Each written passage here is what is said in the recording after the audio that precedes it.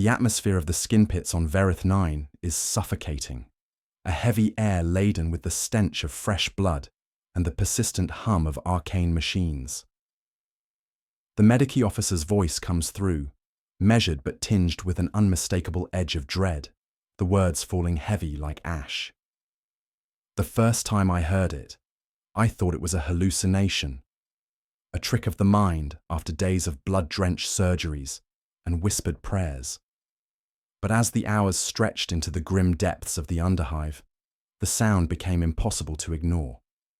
The walls of the skin pits trembled with the noise, a low rhythmic pulse that sent an unshakable chill down my spine. At first, I thought it was just the wind passing through the cracked stone, but then I realized the sound was deliberate. The sound was a scream, but it was unlike any scream I had ever heard. There were no words, no breath, just a pure, distorted wail of agony, so deep and layered that it felt like the very flesh of the world itself was crying out. And then, as the seconds dragged on, I noticed something even more unsettling. The scream was not coming from a throat, but from the skin. Flayed, torn, stretched skin. Impossible, I muttered, more to myself than to anyone else, yet the words left my lips, borne on a shudder I couldn't suppress. But the senses didn't lie. There it was, a perfect harmonic of despair radiating from the very walls of the skin pits. This was no ordinary suffering, no human wailing. This was something else. I remember the first report. Skin mass detected in Sector 4, pulsating. At first, we dismissed it, a malfunction. Perhaps some servitor had been trapped beneath the racks of dissected bodies. But the second report came only hours later. Flesh showing signs of increased activity, oscillation detected in the epidermis. That was when I knew we were dealing with something more, something ancient, something dark. We should have reported it, I said aloud, but the words were too late. The atmosphere in the pits had shifted. The coldness had become unbearable, and there was a sense of watchfulness in the air, as if something was observing us, waiting. I'd been a part of this cursed place for far too long to believe in superstitions or the whispers of priests, but as the skin of the first victim, his name was Rourke, began to twist unnaturally upon the rack, I couldn't help but think of the stories I'd heard of the warp's thirst, the things that lay beyond the veil of reality, waiting for a chink in the armor of the material world. That's when it started, the screaming. Not from the throats of the prisoners anymore, but from the skin itself.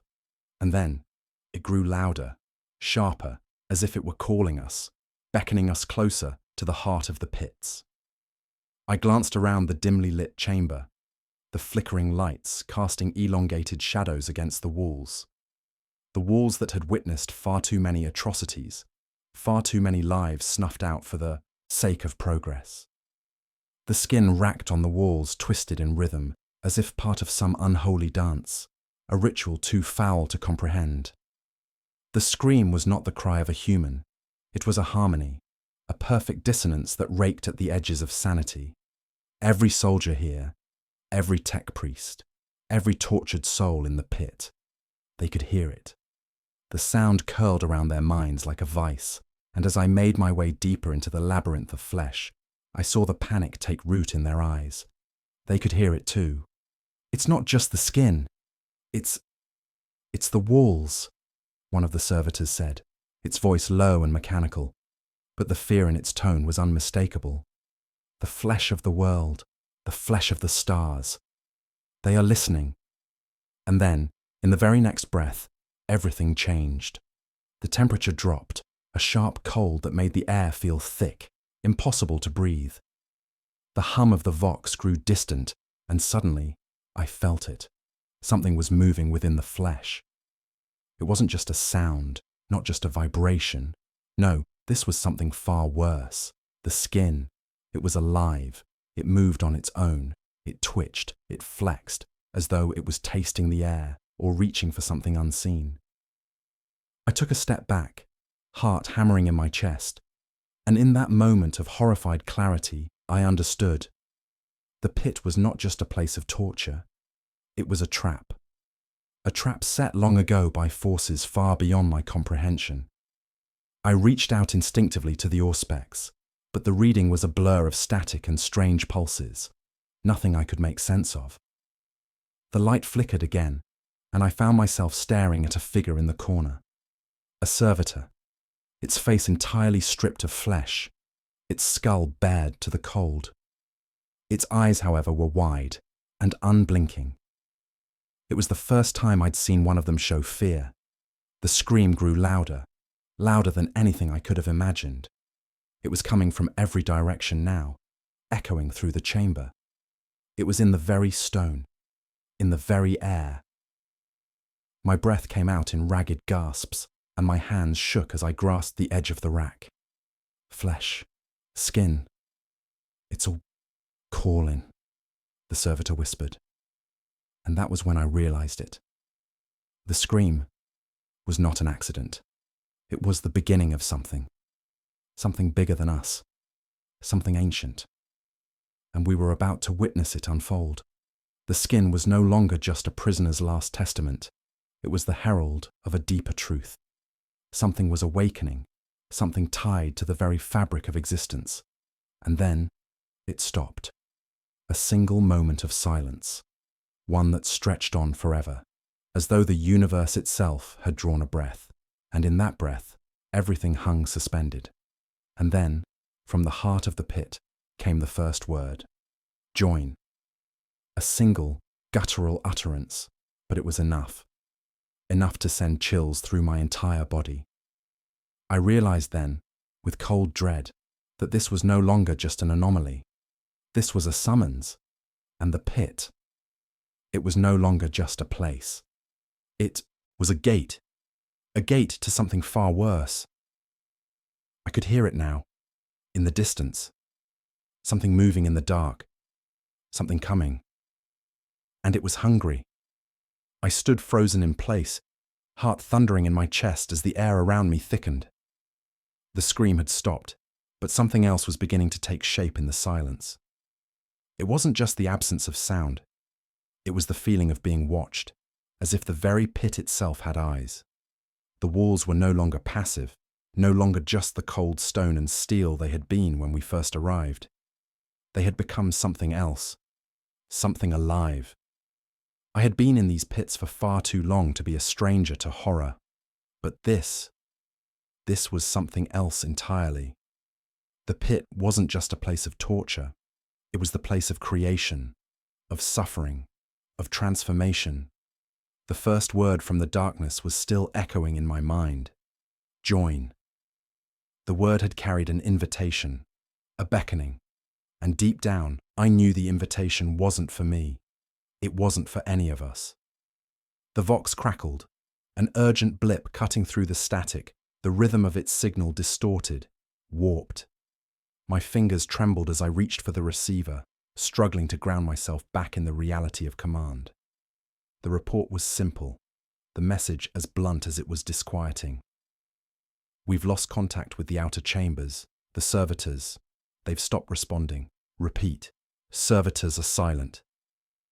My mind raced, 1,000 scenarios playing out in quick succession. Something had already happened to those who had been in the outer chambers, the ones who had ventured too deep, too far into the heart of the skin pits. But this was more than a comms blackout.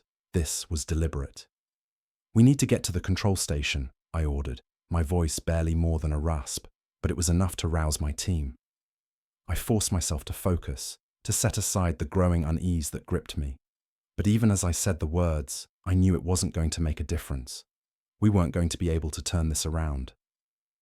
My boots clanged loudly on the cold metal floors as I moved through the narrow corridors, the flickering lights casting long, distorted shadows against the walls.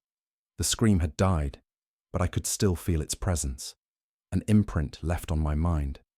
The skins had stopped, but I couldn't escape the feeling that the song was still playing, just beneath the surface of everything.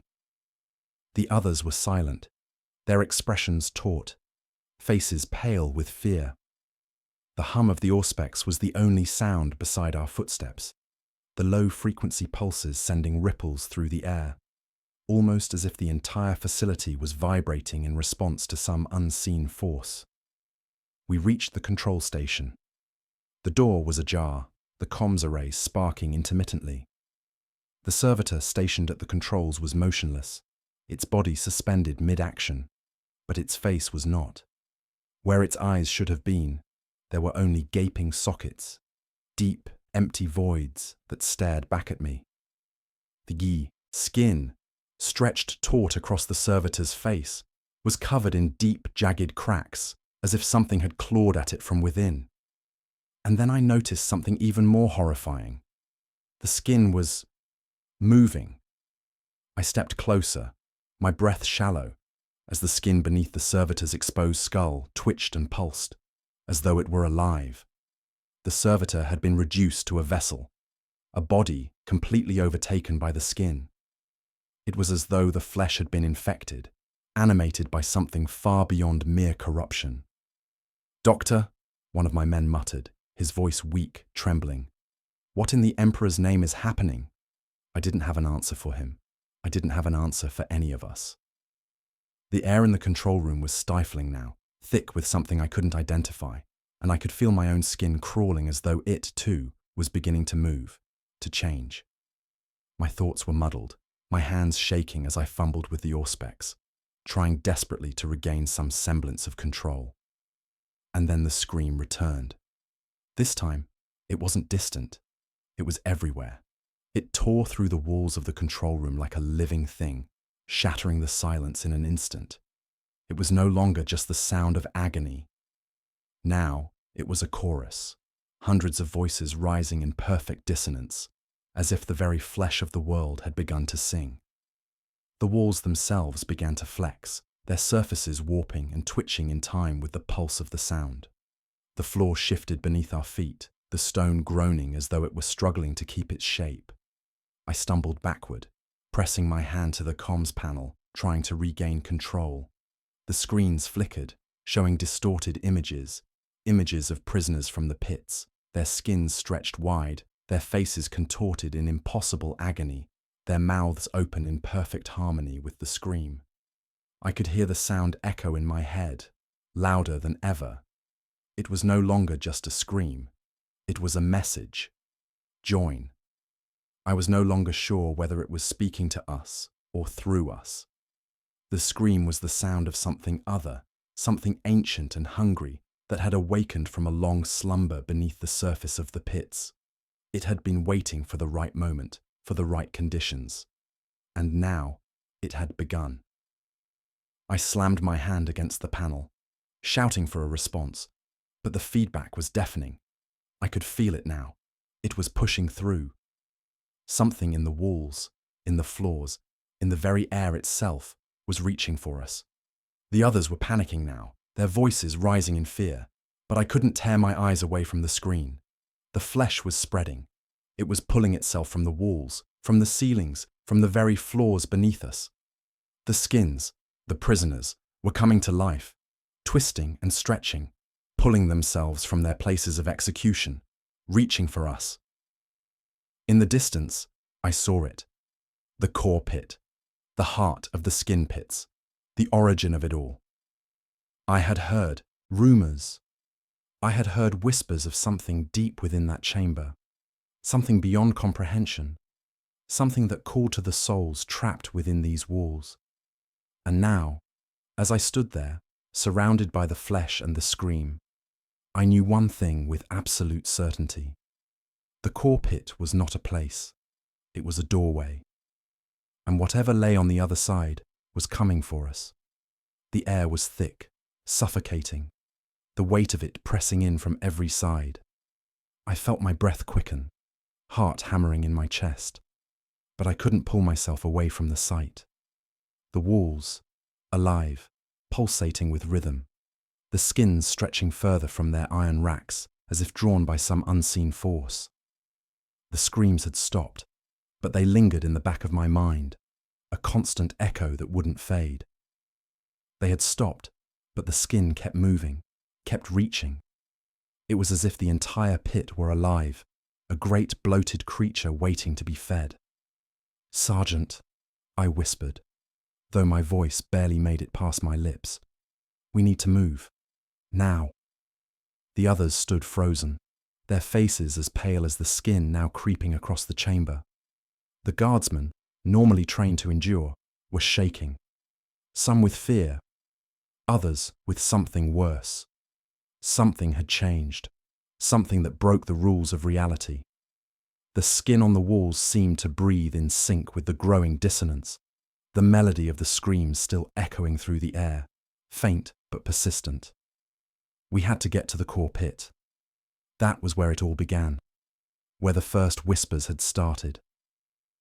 I could feel it now, as if the pit itself was calling me, pulling me deeper into its grasp. And with every step I took, I knew I was walking towards something I could never return from. We moved in silence, our boots heavy against the stone floor, but I could feel the ground tremble beneath us, as if the pit itself was waking. The walls closed in on us as we made our way down deeper, further into the bowels of the skin pits. Each turn, each step, was a descent into madness. The corridors were narrow, choked with the smell of rot, of decaying flesh. But it was more than that. There was something ancient in the air, something older than the Imperium itself. The faint echoes of the voices from the pits whispered to us, reverberating off the walls, warping in strange harmonic layers. Each whisper felt like a hand reaching into my mind, like it was in me, under my skin, buried in my very bones. "Do you hear it?" one of the men asked. His voice was barely above a murmur, a broken tremor that sliced through the silence. I didn't need to answer. I knew he heard it too. We all did. The scream was still there, a persistent hum deep in the bones of the pit, but now it was evolving. It was no longer a cry of pain. It was a call, a beckoning. We reached the door to the core pit. The steel was cold to the touch, but the air around it was warmer, almost feverish. The handle was slick with some kind of fluid, warm, thick, like blood, though the colour was all wrong. It glistened in the dim light of our torches, a sickly black hue that seemed to absorb the light around it.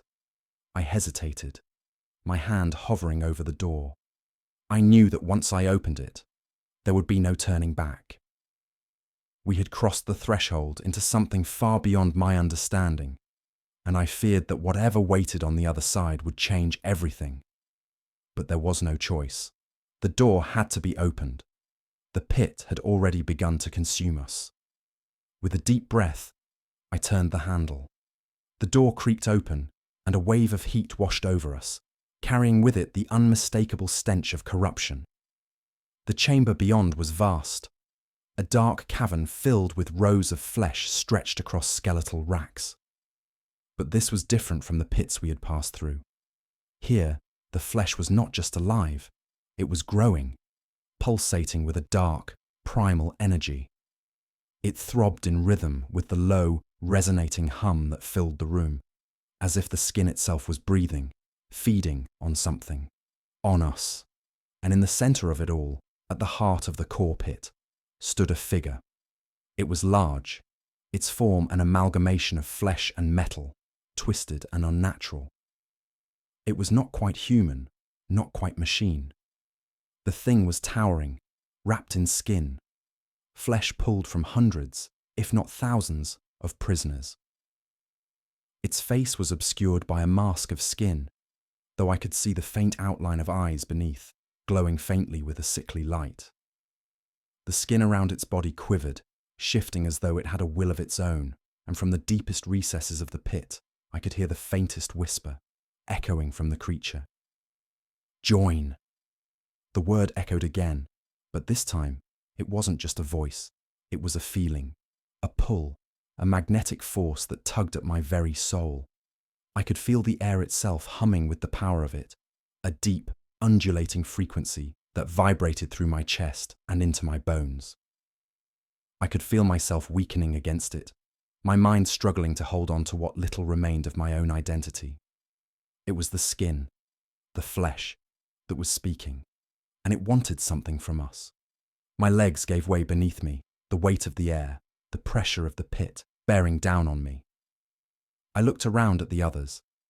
Some were on their knees, others swaying, unable to hold themselves upright against the pressure of the scream. But it wasn't just the scream. It was the pull of the skin, the way it reached into the deepest recesses of their minds, twisting their thoughts, warping their very essence. I tried to reach for my weapon, but my hands wouldn't move. The flesh in the pit, the very walls of the room were pulling me in, suffocating me. It was not just a physical sensation, it was a spiritual one. I could feel my mind starting to unravel, threads of my own identity slipping through my fingers like sand. Then, out of the corner of my eye, I saw it. The skin on one of the racks began to shift, its contours distorting, growing thicker, more defined. And there, at its center, I saw a face. One I knew. It was Rorke's, the prisoner whose screams had started it all. But his face was no longer just flesh. It had changed. The skin had become something more, a grotesque mockery of life, his eyes staring up at me, lifeless, yet alive. The skin reached out to me, pulling towards me, and I knew that it wanted to consume me, to make me a part of the pit, to take my body and stretch my flesh across its walls, to add me to the choir of screams. And then, with a horrifying clarity, I realized this was not an accident. It wasn't some strange occurrence or freak event. This had been planned, orchestrated. The pit was a ritual meant to call something into being, something far darker, far more ancient than we could ever hope to understand. The door had been opened, and the choir had begun. The air in the core pit seemed to thicken, the very walls around us humming with an energy that I could feel deep in my chest. Every breath I took felt strained, as if the air itself was alive and unwilling to let me draw it in. I stumbled back, my boots slipping against the slick, pulsing floor, but it wasn't the floor I was concerned about anymore. It was the sound, the resonance that now filled every inch of the chamber, vibrating in the bones of the pit itself. The flesh around me quivered, as if it were waiting for something, like it had been expecting this moment for far longer than I could possibly comprehend. I could see it more clearly now, the figure in the center of the pit. It towered over us, its body a grotesque mix of flesh and metal. The skin, stretched and layered, seemed to ripple with its own twisted life, as though it was made of 1,000 different prisoners, their bodies grafted together to create a single monstrous being. The mask of skin covering its face was a mockery of humanity, its mouth a gaping maw, its eyes hollow and dark. And yet beneath that mask, there was something, a presence, something far older, far darker, that pulsed through the creature like a malignant heartbeat. It was watching us, or perhaps feeling us. The skin of the pit, the walls, the floor, they all seemed to be reacting to our every movement, to every breath we took. It was as though we were part of the ritual now, our presence as essential as the blood spilled to feed the pit. And then, as the scream from before returned, louder, sharper, reverberating through the walls and into our very minds, I understood. It wasn't just a call. It was an offering. This was no ordinary sacrifice. This was the beginning of something far greater. The walls of the core pit weren't just built to contain. They were built to feed, to nurture this thing. The figure in the center wasn't just a creation of flesh. It was a vessel, a conduit for something else entirely. And we were the ones being called to feed it. "Get back!" I barked, barely able to hear my own voice over the rising tide of sound. But it was too late. The others were already in motion, their movements sluggish, as if the very air around them had begun to slow, to constrict. I could see their faces, pale, drawn, their eyes wide in terror as they tried to back away, but they were rooted to the spot.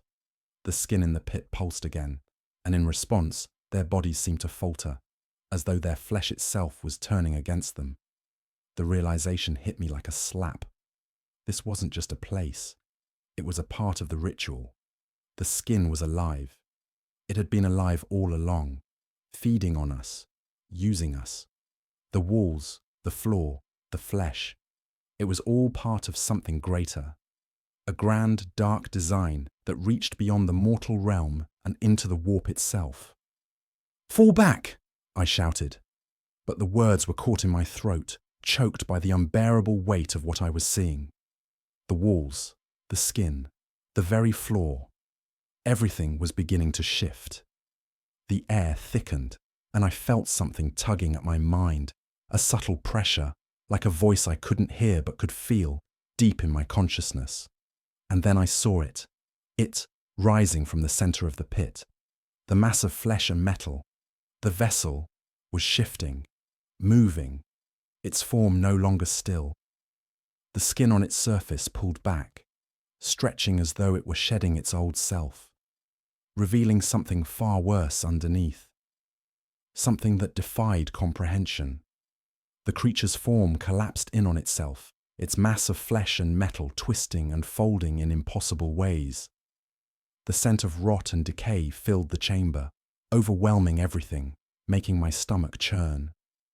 And then, with a sickening wet sound, something tore free from the mass, a tendril of flesh, long and slimy, coiling and snapping like a living thing. I could feel it now, that presence. It was everywhere. The tendrils reached for us, the air thick with the stench of the pit. My men screamed, but it was too late. The creature's skin unfurled like a vast, twisted flower, tendrils of flesh stretching out, wrapping around the guardsmen one by one. I could hear the sickening sound of bones snapping, of flesh tearing as the pit began to claim them. There was no time, no room for thought. I grabbed the nearest weapon I could find, my plasma pistol, and fired, the bright bolt of light cutting through the dark. But it did nothing. The creature was beyond our weaponry, beyond our comprehension. I turned and ran. I couldn't see anything anymore, not clearly. The walls were alive, shifting, undulating with the rhythm of the creature's pulse. The ground beneath me buckled and I stumbled, barely catching myself before falling into the dark, swirling depths below. I could hear the others screaming behind me, but I didn't dare look back. I couldn't. Not now. As I ran, the pit seemed to stretch on forever. The walls seemed to grow taller, the ceiling lower. The corridors twisted, contorted, as though the very architecture of the place was shifting with the rhythm of the thing behind us. The flesh, it, was everywhere, reaching for us, pulling at us. I rounded a corner, gasping for breath, my pulse pounding in my ears, and then I stopped. In front of me was the door to the surface, the escape, the way out. The light from above filtered down through the gap, barely visible in the dark. I took a step forward, but then I heard it, the voice, the whisper from the walls. Join. I didn't have to turn around to know what was coming. The walls were no longer walls. The floor was no longer floor. The skin was here, closing in on me, wrapping itself around the very air I breathed. I tried to run, but the pit wouldn't let me. I was part of it now, part of the ritual. And the skin, it was calling. The door to the surface seemed so close, so impossibly close, that it almost didn't make sense. I could feel the weight of the air pressing against me, the pulse of the pit still hammering in my ears. But all I could think about was the light above. It beckoned, a faint, distant promise of safety, of escape. But I couldn't move. I couldn't bring myself to take that final step. The walls behind me were already alive, the skin of the pit closing in, breathing, moving as if it were aware of every second that passed. The screams had stopped for now, but they echoed in my mind, growing louder with each passing moment. The pit was alive, and I was a part of it. We all were. I took a slow, shaky breath, turning back toward the darkness that surrounded me. I couldn't see them, but I knew. They were still there. The others, the ones who had been pulled into the pit. Their bodies were gone now, absorbed into the skin, but their souls, their presence still lingered. I could feel them in the walls, in the very air, their whispers mixing with the hum of the pit, guiding me, pulling me deeper into its grasp. The skin was not just flesh, it was memory, it was consciousness. And as I stood there, frozen, I understood. The pit had been calling us all along, not just to witness its horrors, but to become a part of them. A sudden noise made me spin around, a low, grating sound, like the scraping of bone against metal. It was coming from the far side of the chamber, from where the creature had risen. The floor groaned beneath my feet, and I could feel the tremors running through the very stone of the pit, as though the ground itself were being reshaped. I reached for my weapon, but my fingers fumbled. My mind was clouded, and the pull of the pit was stronger now, almost suffocating. My thoughts were no longer my own. I could feel them slipping away, replaced by a single burning desire to join. I shook my head, desperate to clear the fog in my mind, but it was useless. The pit was too powerful. The walls, the skin, the very flesh of the place. They were calling to me, calling to all of us. The creature at the heart of it all, the one that had once been human, was no longer just a being. It was a symbol, a vessel, for something far greater. The skin it had consumed was not just a tool for its own growth. It was a key to unlock something beyond this world, beyond even the Imperium. And I had been a part of it, a willing part of it. The sound grew louder, and my mind snapped back into focus. I could hear it now, the scream rising again from the depths of the pit. It was different this time. It was more than a call. It was a command. Join us. The words came through the very walls, wrapping around me, filling my thoughts. I couldn't escape them. I didn't want to. Every cell in my body screamed in response, the pull of the pit stronger than my will. I stumbled toward the source of the sound, unable to resist. But then, just as I thought I was lost, something broke through. A memory, a fragment of who I once was. It was fleeting, but it was enough to snap me back, to remind me of what was at stake. My comrades, my men, they were still out there. If I didn't fight back, if I didn't stop this now, there would be nothing left of them, nothing left of me. I turned toward the surface once again, toward the door, and this time my body moved with purpose. I didn't look back. I couldn't. The walls trembled, the skin recoiling as if it felt my resolve. I could hear it reacting, its pulse quickening, the walls vibrating with a terrible energy. But I couldn't stop. The light above, just a few more steps. I could make it. I had to. My heart pounded in my chest, but with every step I felt lighter, freer. It wasn't just the door that was beckoning me now. It was the very air around me, the way it seemed to part, to clear. It felt as though the pit itself was letting me go. But I knew better. I knew that this wasn't freedom. It was a trap. The sound behind me grew louder, a cacophony of flesh and bone, of the walls and the skin all merging into one impossible entity, reaching for me, calling me back. The voice was there again, louder this time, more insistent. Join us. But I didn't look back. I couldn't. The door was just ahead. It was right there. The light was so close, and all I had to do was push through. Escape. Survival. I reached the door, my hand trembling as I placed it on the cold steel. For a moment, I hesitated. Was it really escape, or just another step into the darkness? I didn't have the time to think. I pulled the door open with a strength I didn't know I had left in me. The blinding light from the surface poured into the chamber, and for a moment I felt it. The air was clear. The pressure lifted. The pit, the skin, the screams, all of it seemed so far away, as if I had left it behind, as if it were a nightmare fading in the distance. But then, Just as I took that first step into the light, I heard it. A single voice. Clear, sharp, familiar. You cannot leave. I froze, and then I felt it. A tendril of skin, wrapping around my ankle, pulling me back. Not the walls. Not the creature. Something else. I looked down in horror as the skin of my own leg began to peel, pulling away like it was never truly mine.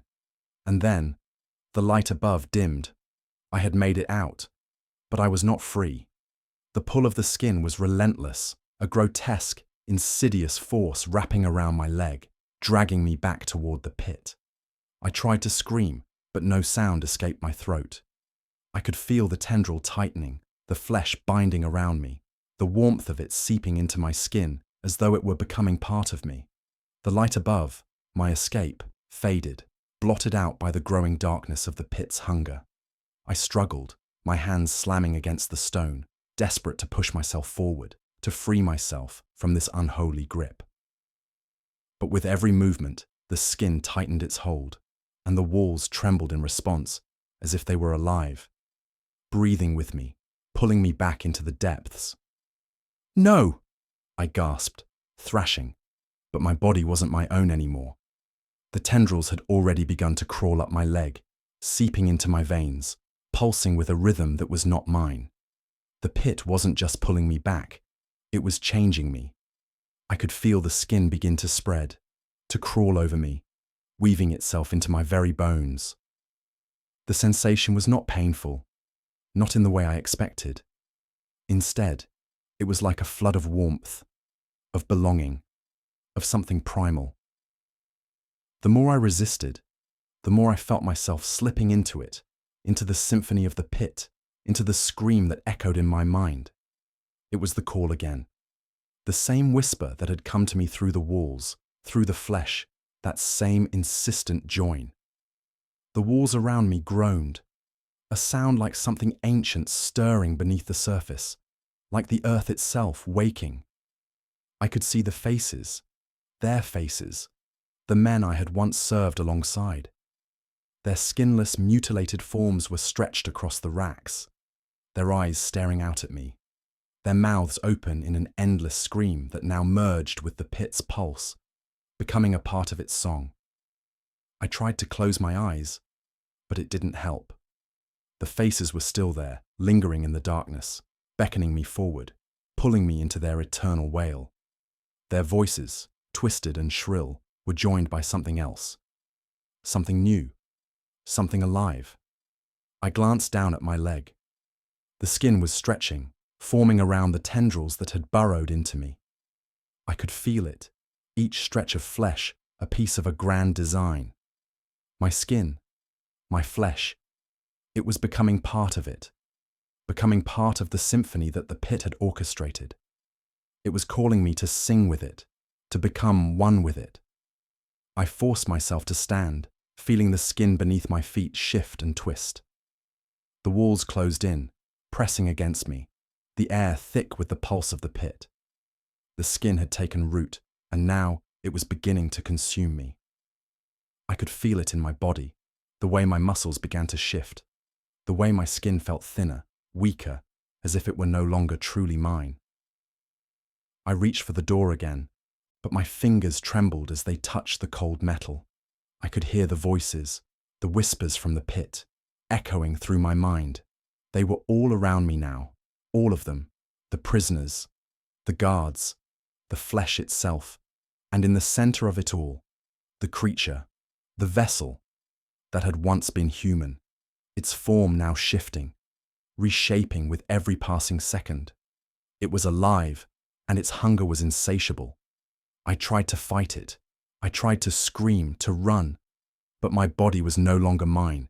It was part of the pit now, part of the flesh that had been growing, spreading, stretching. The more I resisted, the more it consumed me, until I could feel myself becoming a part of it, becoming part of the dark, twisted symphony of the pit. And then, just as I thought I couldn't hold on any longer, something inside me snapped. I collapsed to my knees, the weight of it all crashing down on me. My breath came in ragged gasps, and the pit seemed to close in around me, swallowing everything in its wake.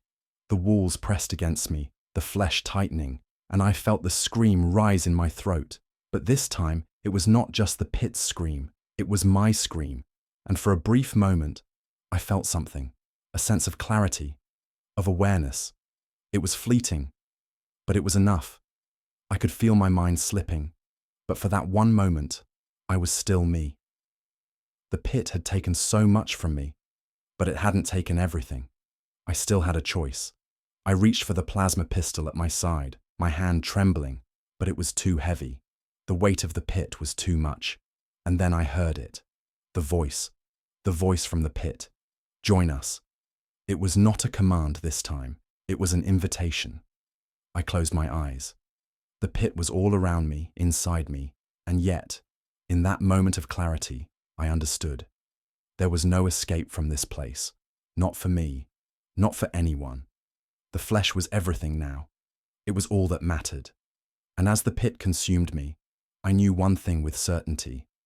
This was the end. The darkness was absolute. It pressed in on me, suffocating, as the pulse of the pit seemed to vibrate through every part of my being. I couldn't tell if I was still standing or lying on the cold stone floor. The flesh around me, the skin, had taken root inside me, and I felt it coursing through my veins like a dark river, too powerful to resist. My breath came in ragged gasps, each one filling me with the sickening warmth of the flesh, of the pit that had consumed me, that was now me. I could feel the walls closing in, the whispers growing louder in my mind, until they were no longer whispers at all. They were commands. Join us. The voice was everywhere now, inside me, around me, beneath my skin. It wasn't just one voice anymore, but many, hundreds, thousands, all fused into a single undulating sound. The scream of the pit, of the skin, was no longer separate from me. It was part of me, and I felt it in my every movement, my every breath. I tried to open my eyes, but it was as if the darkness itself had become my eyes, my vision. Everything around me was a blur, a twisting mass of flesh and skin, and I could feel it moving, reaching, calling to me.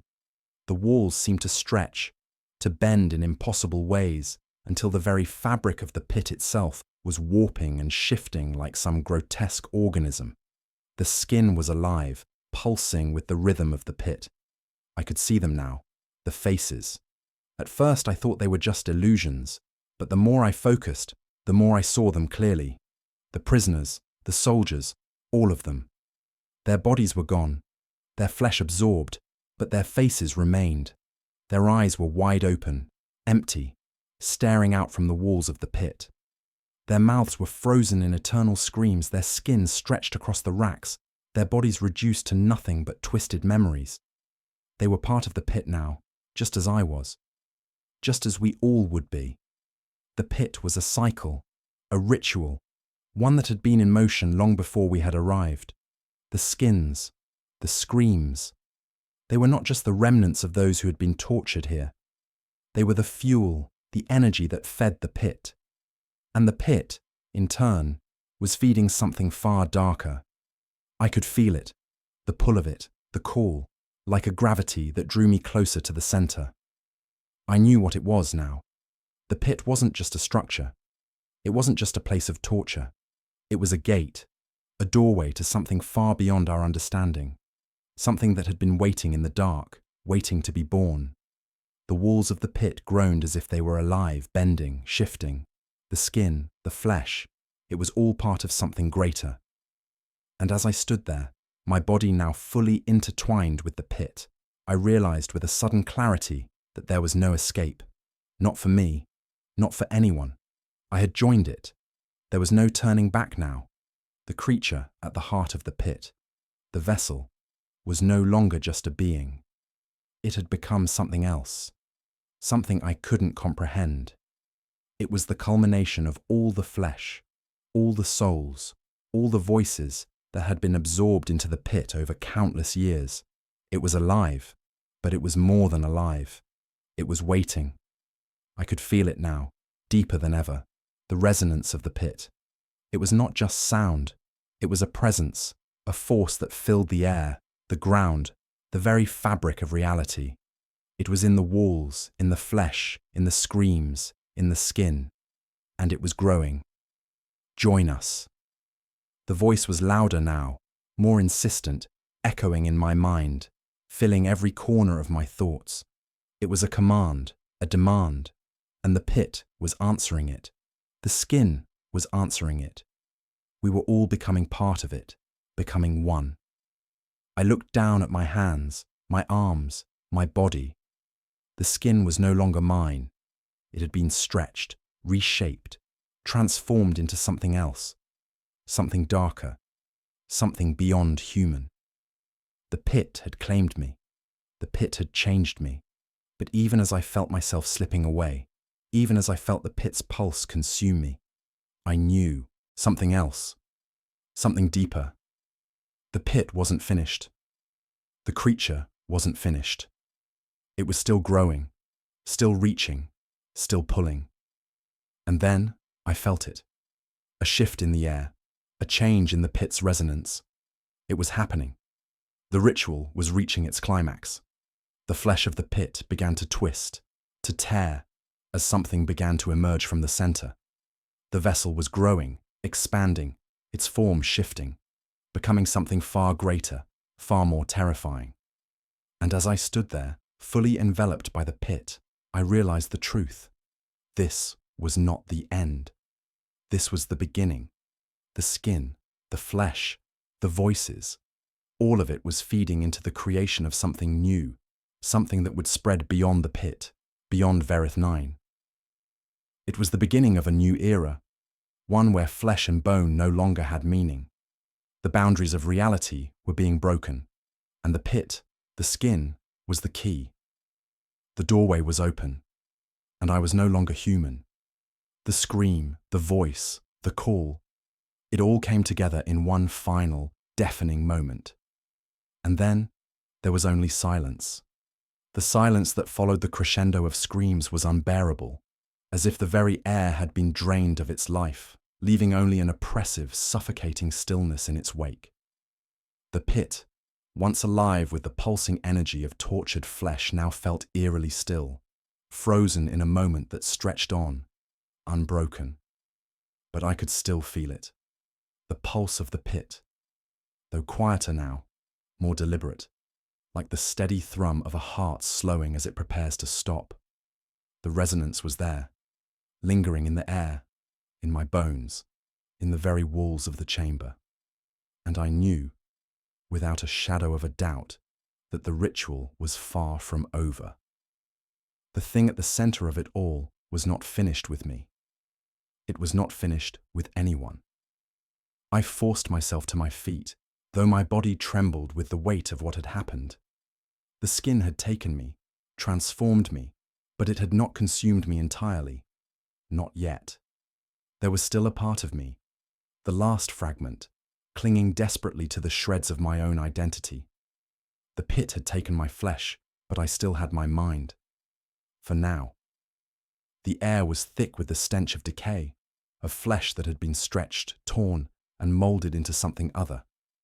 I could still hear them, the faces of the men I had once known, their skinless bodies writhing, twisting, lost in the endless wail of the pit's song. They had become part of it, just as I had. And yet, there was something different in their screams now, something that wasn't quite pain. It was something else. It was the hunger. The pit was feeding on them, just as it had fed on me. But what it was truly feeding on, I still couldn't understand.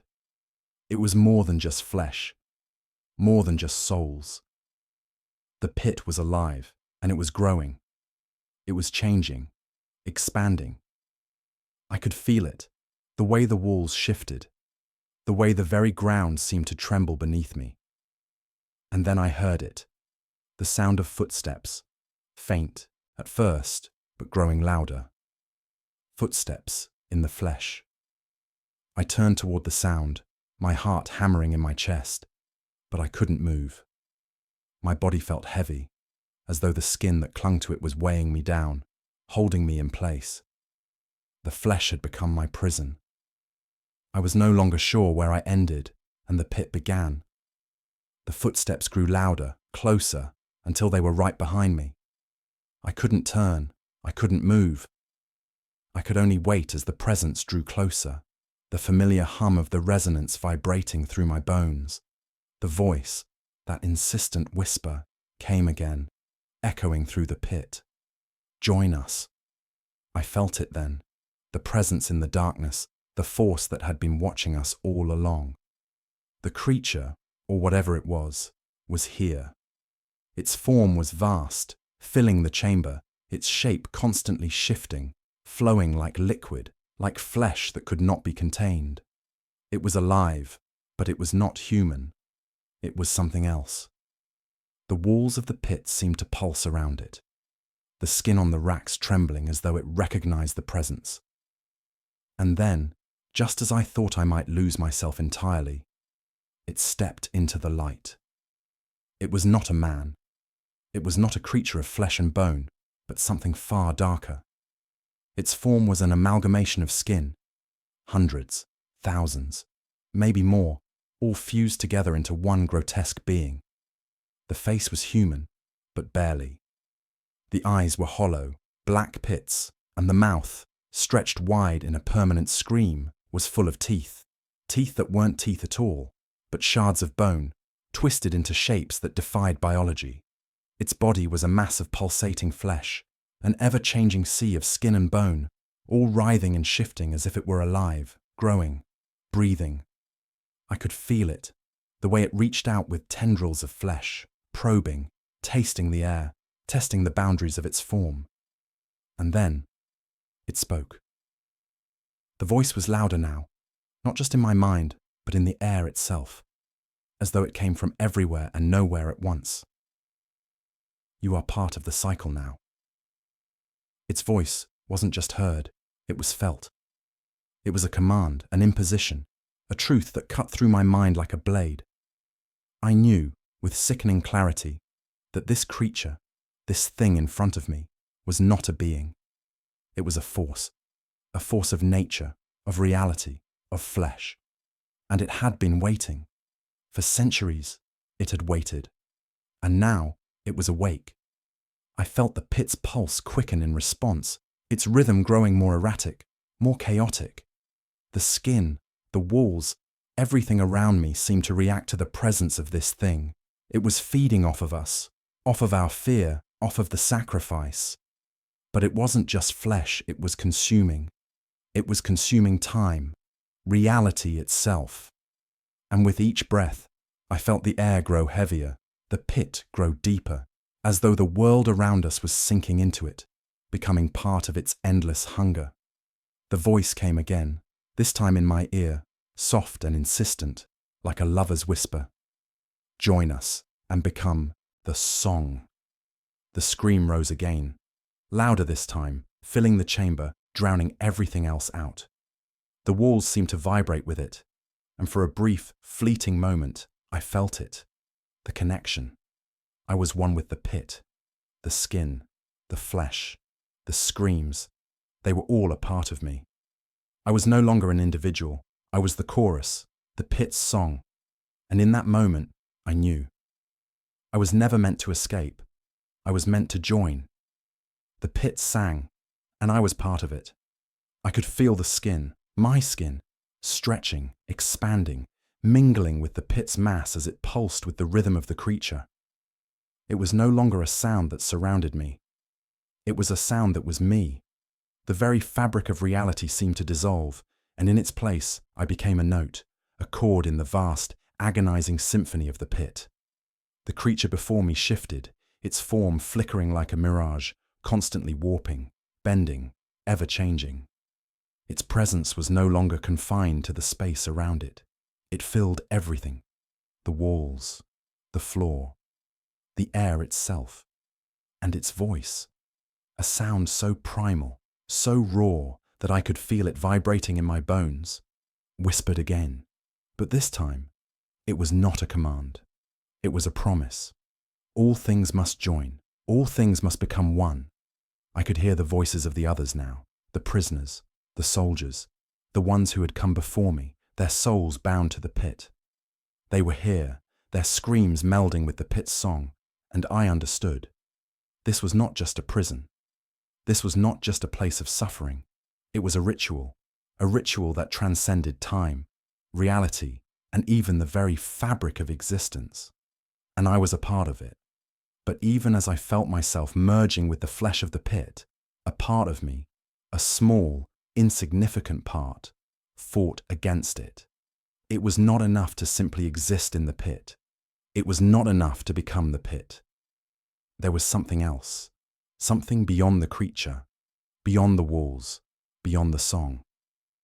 I reached for it, this small, desperate flicker of defiance, this fragment of my former self that refused to be consumed. And in that moment, I felt it, a crack in the pit's fabric, a rupture in the resonance. The walls, once solid, now trembled, the flesh around me twisting and spasming, as if it too felt something new, something that did not belong. I tried to focus, to concentrate on the small sliver of awareness that remained. It was like a heartbeat in the void, a pulse that had once been mine. This is not the end, I thought. This cannot be the end. But the pit was relentless, and the song grew louder. The creature's shape continued to flicker and distort, and I could see it now more clearly than ever. It was not a single being. It was a mosaic, an amalgamation of faces, of bodies, of souls, all stitched together, fused by the pit's will. Its eyes, those hollow black pits, glowed with a terrible light, and I could feel its gaze on me, pulling me deeper, binding me to the song. The whispers filled my mind, no longer individual voices, but a single, unified chant. It was not the voices of the dead that I heard. It was the pit itself speaking, its language incomprehensible, yet somehow familiar. Join us, and you will be whole. It was not a question. It was not an invitation. It was a statement. I was already part of it, and there was no going back. The pit had claimed me, just as it had claimed those who had come before me. But something was stirring within me. A memory, a thought that did not belong here. The fragment of my mind that still resisted the pit's call flickered again, weak but insistent. I could feel it, faint but growing, a rebellion against the inevitability of the pit's pull. The creature, the pit itself, was too hungry, too unstable. The walls of this reality were breaking down, and I knew deep down that whatever was coming, whatever this creature was becoming, was not the end. It was a beginning. The resonance shifted, a sudden lurch in the song, a dissonance in the once perfect harmony. I could feel the shift, the fracture, as the walls of the pit twisted and stretched, warping beyond recognition. The ground trembled beneath my feet, and I saw the creature's form flicker again, incomplete, its edges blurring, growing unstable. No, I thought, with a sudden, desperate clarity. This was not how it was meant to end. This was not the culmination of the ritual, the pit, the creature, the song. It was unraveling. The cycle was breaking. I reached out, my hands trembling as they brushed against the walls, against the flesh, against the very fabric of the pit itself. The skin, my skin, began to resist, to pull away from the creature, to reject its embrace. I felt the rupture in the resonance, the disruption, and with it, I knew. I could feel it in the pit's very heartbeat. It is not finished, not yet. The walls of the pit roared with fury as the creature's form shattered, splintering into 1,000 pieces of flesh and bone, the song broken, the rhythm lost. The pit was collapsing, imploding, unable to contain the force it had unleashed. The skin, the bodies, the souls, it was all unraveling. And in that moment of chaos, of final rupture, I felt it. A cold, merciless presence, something beyond the pit, beyond the creature. The warp, its true form, its raw essence, was breaking through, shattering the veil that had held it at bay, and it was coming. The very air around me felt like it was splitting. tearing apart at the seams. The pit, once so suffocating, was now a chaos of writhing, twisting flesh and empty space, as though the reality itself had been pulled thin, stretched across some vast cosmic canvas. The walls, the very ground beneath me, shuddered as though they were being torn from the fabric of existence. It was not just the pit that was unraveling, it was everything. Time, space, meaning. All of it was becoming fluid, impossible to hold on to. And the presence, that force beyond the creature, beyond the pit, was here. It was not just a sense, a whisper anymore. It was tangible, like a dark storm rolling in, its power pulling everything into its orbit. The walls of the pit warped and twisted, becoming nothing more than a blur of skin and shadow, a gaping maw that seemed to devour the very concept of light itself. It is coming. The thought echoed in my mind with the force of 1,000 screams. The creature was no longer the center of the pit. It was no longer a force that could be contained. It was part of something far larger, far darker, something that had been waiting, patiently, for eons. The pit had been its conduit, its gateway, but now it had outgrown it. Now it was breaking through, pushing into this reality, and nothing could stop it. I could feel it, deep within me, the warp, the primal, untamed force that lurked beneath the veil of reality. It was surging through the cracks, rushing into this space like a flood. The walls of the pit trembled in response, their once solid form dissolving into a sickening mass of pulsing flesh. The skin around me was no longer just skin.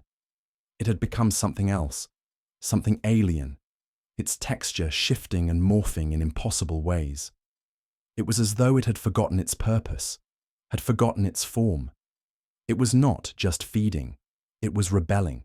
The pit, the creature, the skin, all of it was part of this invasion, this corruption. And then I saw it. At first, I thought it was another part of the pit, another flicker in the chaos.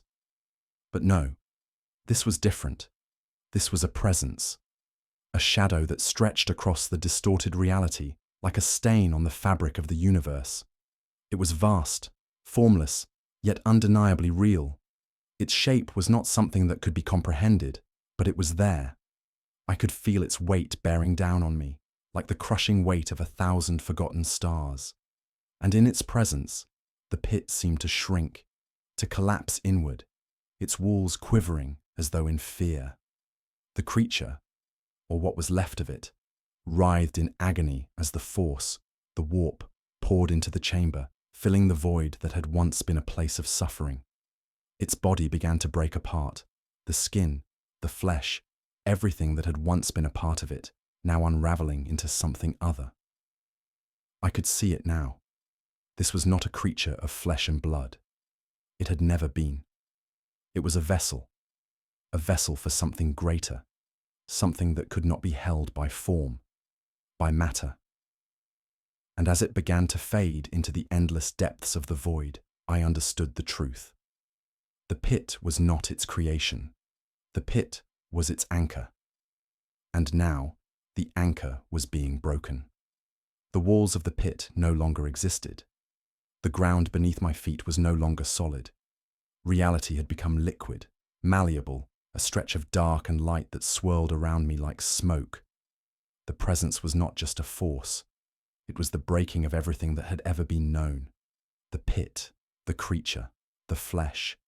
None of it mattered anymore. And then, the silence. It was not a peaceful silence. It was a hollow, suffocating silence, one that felt like it was swallowing me whole. I tried to move, to speak, to do anything, but my body felt heavy, as though it was no longer mine to control. I looked down at my hands, and I could see them, not as they once were, but as something else. The skin, the flesh, it was changing again, morphing in ways I could not understand, as if it were becoming part of the void that surrounded me. It was then that I understood. I was not part of the pit anymore. I was part of it. The warp. The thing that had been waiting all along. The thing that had consumed everything in its path, now flowing freely into the shattered reality around us. And the last thing I heard, the last thing I felt, was the presence, speaking through the void, speaking to me, speaking to all of us. Join. And in that moment, I realized that there was nothing left. Not for me, not for anyone. We had been consumed. Our existence had been erased. And what remained was something far darker, far more powerful, something that would spread across the universe, across all dimensions, across time itself. We had joined it, and it was just the beginning. The void around me stretched and contorted, its edges blurring as the last vestiges of the pit, of the flesh, the skin, disappeared into the dark.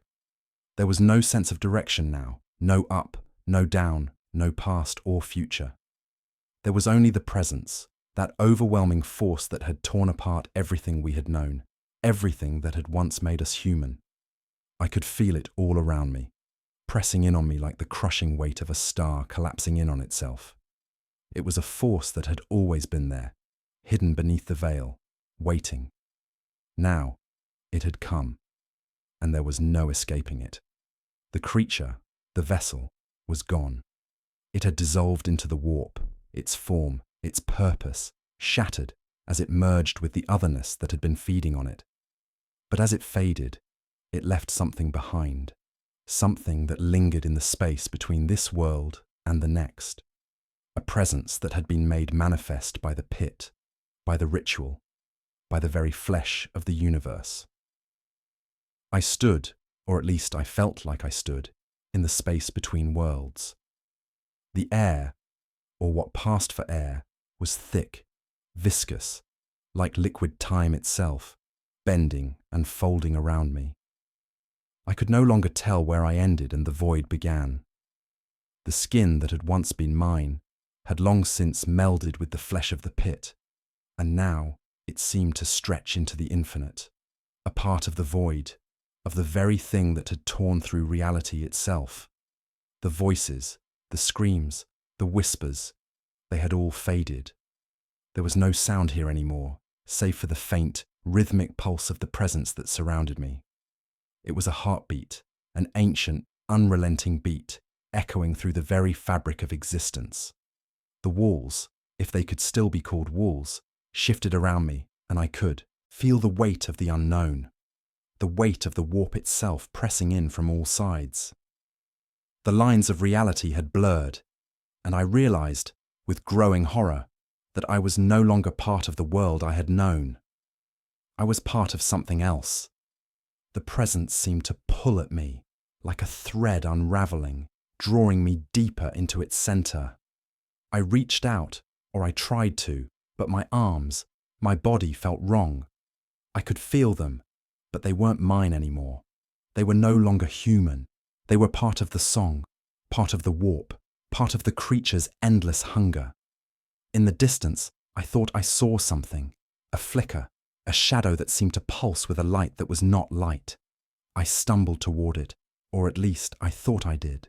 My movements felt slow, sluggish, as though I was wading through liquid or maybe sand. I couldn't tell.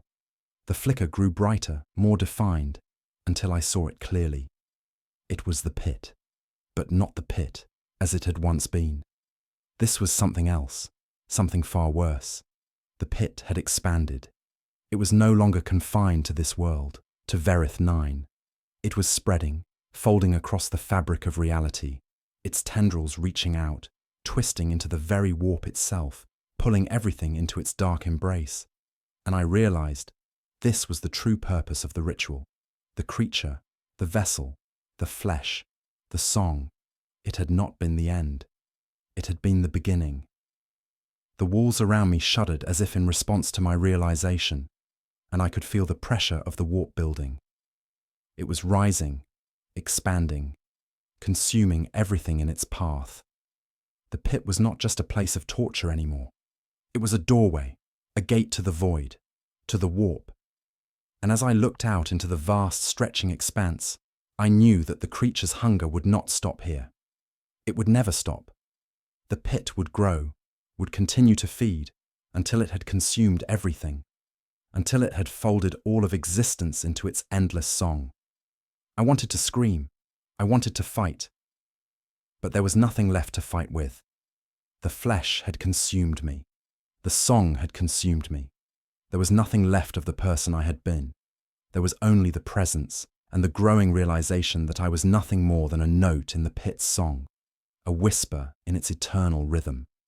And then I felt it, a sharp, sudden pain, like something pulling at my chest, tearing through my very core. I gasped, or at least I tried to. I couldn't tell anymore if it was my breath or the song that filled the space, but it was real. It was a jagged tear, a wound in the void, and I could feel it spreading through me, through the pit, through the very fabric of reality. The presence was no longer just a force. It was everything. It was in the walls, in the flesh, in the warp. It was pulling the universe itself into its song. And as I felt the tear deepen, I understood that this was not the end. This was the beginning of something far worse, something far darker than I could comprehend. I had become part of it. I had joined. And now, I was no longer just a witness. I was the beginning. The tearing pain in my chest grew, but I didn't feel it in the way I expected. It wasn't the pain of flesh being ripped apart or of bone shattering. It was something deeper, more intimate. It was as though my very soul was being tugged from the core of my being, stretching and warping as the pit's song grew louder, more insistent. I could feel the pull, the tug of the void, the warp, reaching into every crevice of my existence, pulling me apart and reshaping me in its image.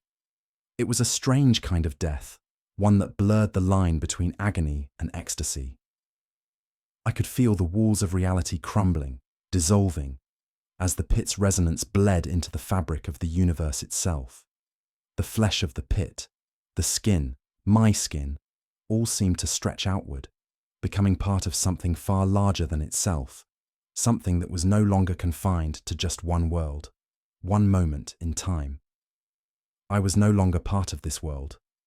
I had become part of the song, an eternal rhythm that echoed through the very fabric of reality. And as the pressure built, I felt my form bend and twist, becoming something that could not be described, something that was no longer human. The presence around me grew stronger, darker. It was as if it was swallowing everything. The pit had torn through time, through space, and now it was consuming everything in its path, flesh, mind, and the very threads of existence. The walls no longer existed. There was no longer any concept of space or time. All that was left was the song, and the cold, insistent pull that stretched across the infinite reaches of the warp, consuming everything. The tearing sensation deep inside me intensified, and then, with a sickening lurch, the warp broke through completely. A flood of energy, of dark, incomprehensible force poured into me, through the pit. The boundaries of this place, this thing, were gone. The song was no longer a part of the pit. It was the pit itself. The pit was no longer confined to this space. It was becoming the universe. The warp, that force that had been pushing at the edges of reality, was now flooding into every moment, every fragment of time. And with it, I felt something shift, something that had always been there, but now, in this moment, it was awake. I could feel it inside me, the realization, the truth. The pit had never been about torture. It had never been about sacrifice. It had been about creation, the flesh, the skin, the screams. It had all been leading to this, to the opening of the warp, to the collapse of reality, to the birth of something new. I was the beginning of it. We all were. And as the last remnants of the world, of what had been, dissolved into the void, I saw it. A vast pulsing mass of flesh and darkness. The presence that had been waiting for so long, growing beneath the surface, was now fully realized. It was not a form. It was not a thing. It was a force. a power that had been forged in the depths of the warp, waiting for the moment when the veil between worlds would be torn, when the flesh would become the gateway, when the song would rise to its crescendo. And now, it was here. I had become part of it. We all had. There was no going back, no escape. We were joined, and as the creature, the force, began to expand, I could feel it reaching, stretching into every corner of the universe. The skin, the flesh, the song. It was all part of the same force, the same cosmic will that had been awakening for eons. And now, it was unleashed. I could feel the final unraveling, the collapse of reality into the dark, vast expanse of the warp. The edges of everything that had once been solid began to melt away, bending and twisting as the fabric of existence folded in on itself, drawn toward the endless hunger of the presence that had awakened. The song was louder now, reverberating through the very essence of the universe, tearing apart time and space as it consumed. And we, were part of it. There was no going back. The universe was folding, unraveling, becoming a thread that no longer had a beginning or end. Every moment stretched and bent, twisting in the fabric of the warp. There was no clear distinction between what was real and what was being consumed by the dark. Time itself seemed to shatter, rippling like the skin of some ancient creature that had long since passed its prime, the edges frayed and broken. I could feel it, the pull, the unrelenting force of the presence that had woken. It wasn't something that could be contained, not in the way we had once understood containment.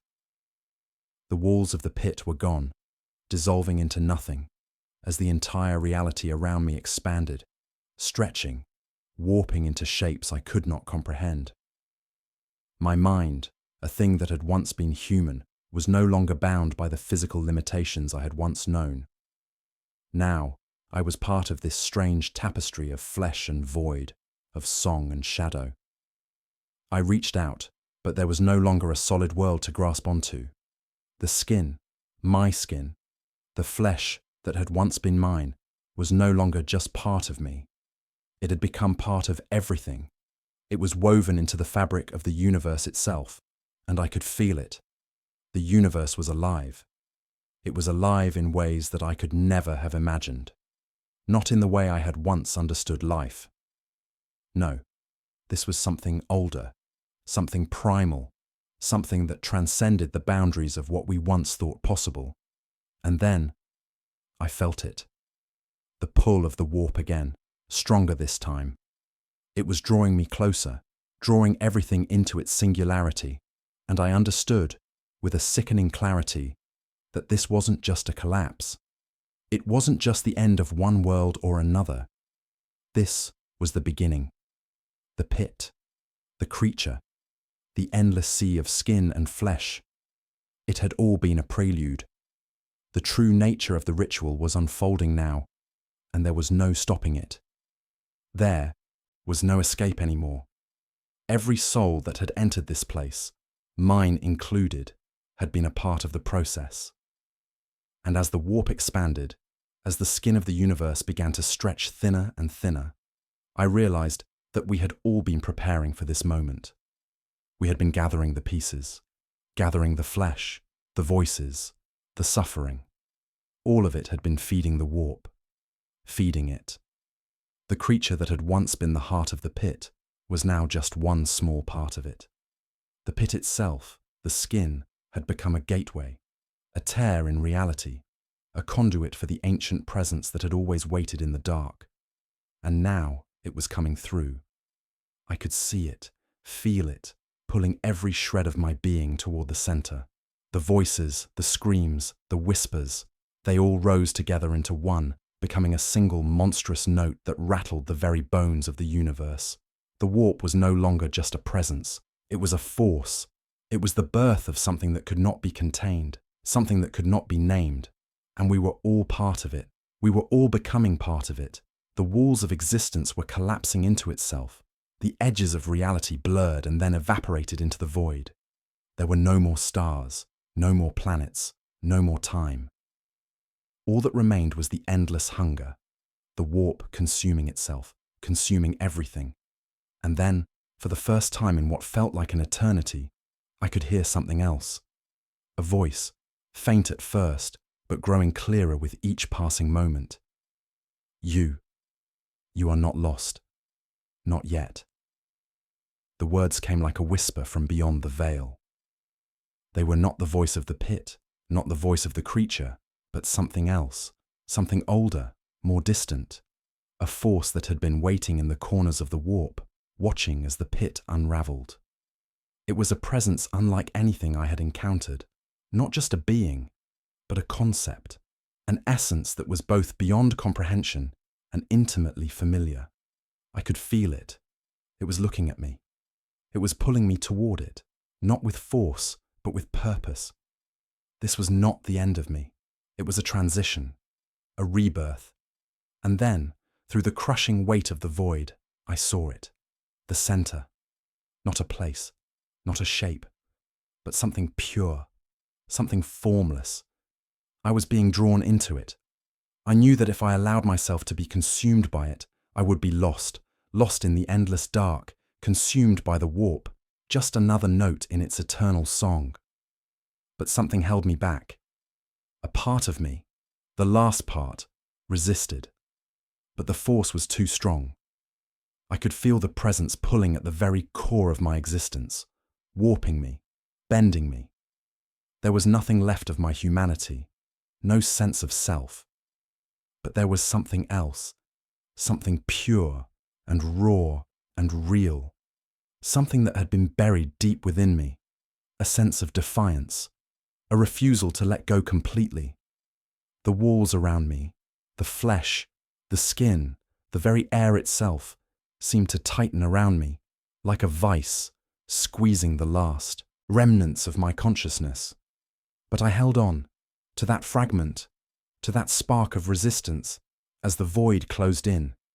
And then, just as it felt like I would be consumed by it all, a final horrible realization crept into my mind. This was not a rebirth. It was a merger. The last remnants of my identity, everything I had been, were now feeding this thing, feeding the warp. And as the final veil between worlds was torn away, I knew. The universe, as I once knew it, was no longer my own. It belonged to the warp. And we had given it life. The final threads of reality, those last tenuous strands that had held this world together, snapped. I could feel them unraveling, disintegrating into nothingness. The last echoes of time, of space, faded away, and all that remained was the pull, the relentless, inevitable pull of the warp.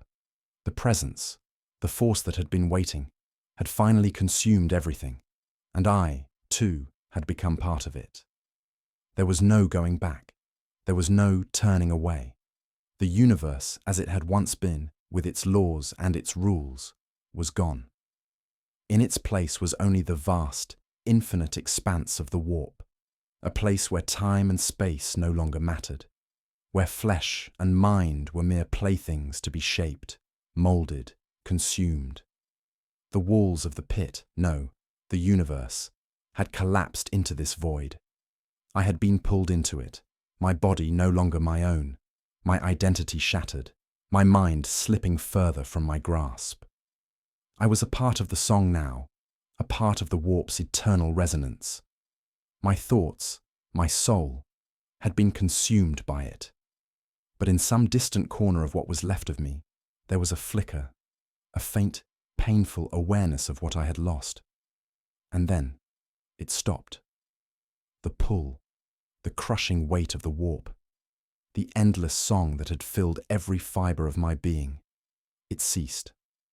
The presence that had been everywhere, suffocating, now seemed distant, like a memory fading into the background. I felt a cold emptiness in its place, the overwhelming sense of nothing. For a moment, I thought I had been abandoned, but that was impossible. I couldn't be abandoned. I was the presence now. I was the void, the warp, the endless hunger that had consumed everything. And yet, there was something that hadn't been fully swallowed. A part of me, some trace of what I once was still lingering at the edges, fighting against the inevitability of it all. I could feel it like a heartbeat, like a pulse deep within the emptiness. A voice, a whisper, almost lost in the distance, but there nonetheless. You are not alone.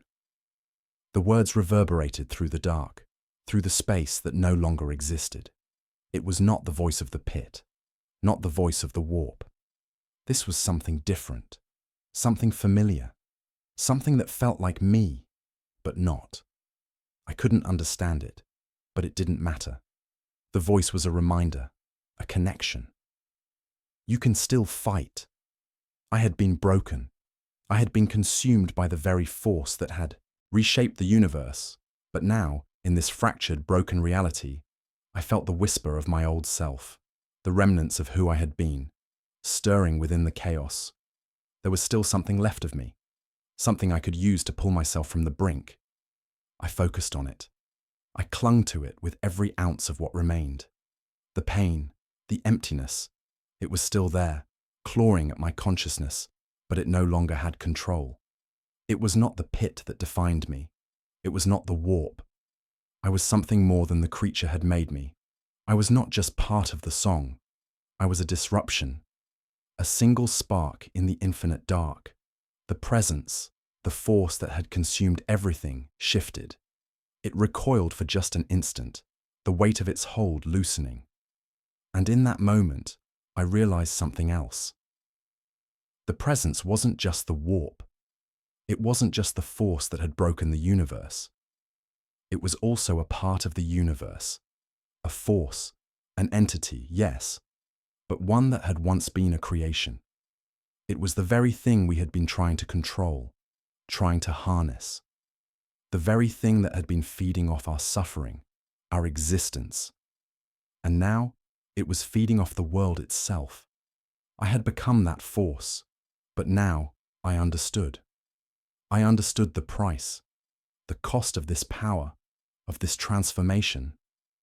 It had broken the universe, but in doing so, it had left me behind. And that was something the warp could never understand.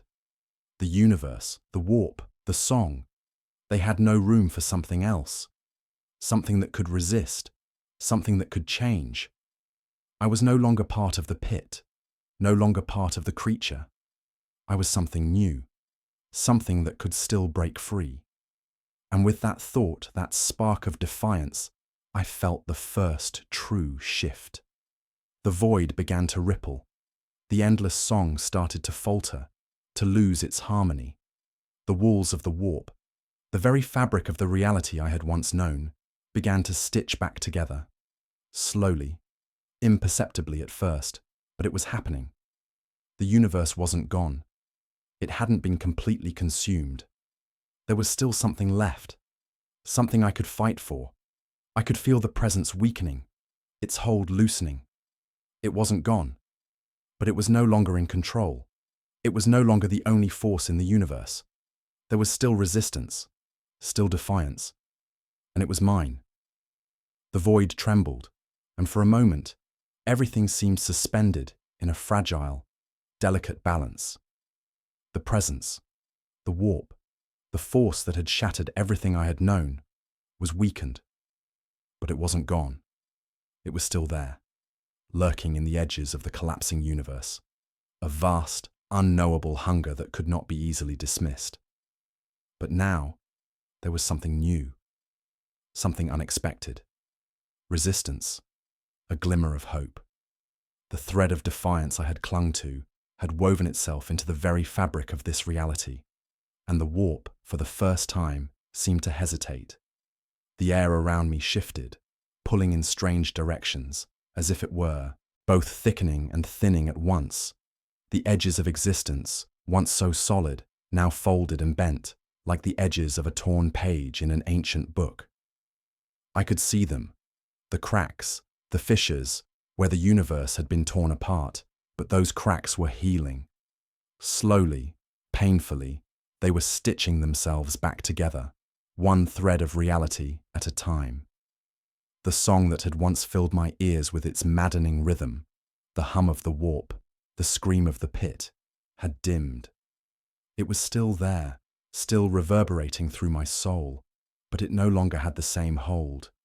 The resonance that had once consumed everything now faltered, like an instrument out of tune, its strings unraveling. The pull of the void, the infinite hunger of the warp, no longer dragged at me with the same force. It was still trying to pull me in, still reaching for me, but I resisted. I had become more than just a part of the song. I was a disruption, a tear in the fabric of the pit's unending cycle. The presence recoiled, as if surprised, as if it had not expected this small flicker of resistance, this defiance. It had consumed so much, so many, and now it found itself confronted by a force that could not simply be absorbed. The warp resisted itself. I reached out into the void, not knowing if it was my hands, my mind, or something deeper, but I felt it, the remnants of the world I had once known, still clinging to the edges of this collapsing reality. The stars that had once been distant pinpricks of light in the sky, the worlds that had spun in their orbits, the people who had lived and died. They were still there, not entirely gone. And in that fragile, fleeting moment, I understood something far more terrible than the pain of the pit. The universe had never truly been destroyed. It had only been consumed. And in consuming it, the warp had begun to break it apart, like a parasite feeding on a living body. It had eaten reality, but it had not understood the nature of what it consumed, and now that nature was fighting back. I felt the shift deep within, a hum, different from the pit's song. This was the hum of something alive. It was the heartbeat of a universe that had been stretched, shattered, but not entirely broken. The light from the stars that had once been distant now surged toward me, as if they were reaching out, offering me their dying breath, their last light before they too were consumed. And as they reached out, I reached back, drawing strength from the remnants of the world, from the sparks of life that had once lived. The void around me began to change. The pressure that had held me in place, the suffocating grip of the warp, lessened. The walls of this fractured reality, what was left of it, began to shift again, but this time, not toward destruction. It was as though something new was being born. But the presence, the force that had been feeding on the universe for so long, was still there. I could feel it, struggling against the change, pulling at the very fabric of existence, trying to regain control. But I wasn't alone anymore. The light, the spark of defiance, had grown. It was no longer just my own. It was the spark of everyone who had been consumed, everyone who had been a part of this cycle of endless hunger. The voices, the millions of souls that had been absorbed by the warp, were not lost. They were fighting too. And with that realization, I felt the pull, the presence, falter. The walls of the void shook as the warp, once a vast, uncontrollable force, began to bend under the weight of something other than hunger, something alive. And in that moment of chaotic transition, when the universe seemed to hang on the edge of collapse, I knew we had not just been consumed, we had been changed. And the pit, the warp, it could no longer simply devour. It was being reborn. But the rebirth was not in its image. It was not the image of hunger. It was the image of life. And that life, our life, would no longer be consumed. I closed my eyes, and for the first time, I felt the song cease. The last note faded into the silence of the void, and in its place, there was only the promise of something new, something different. A universe not ruled by hunger, but by the spark of life that had refused to be extinguished. And in that silence, I understood. The true cycle had just begun.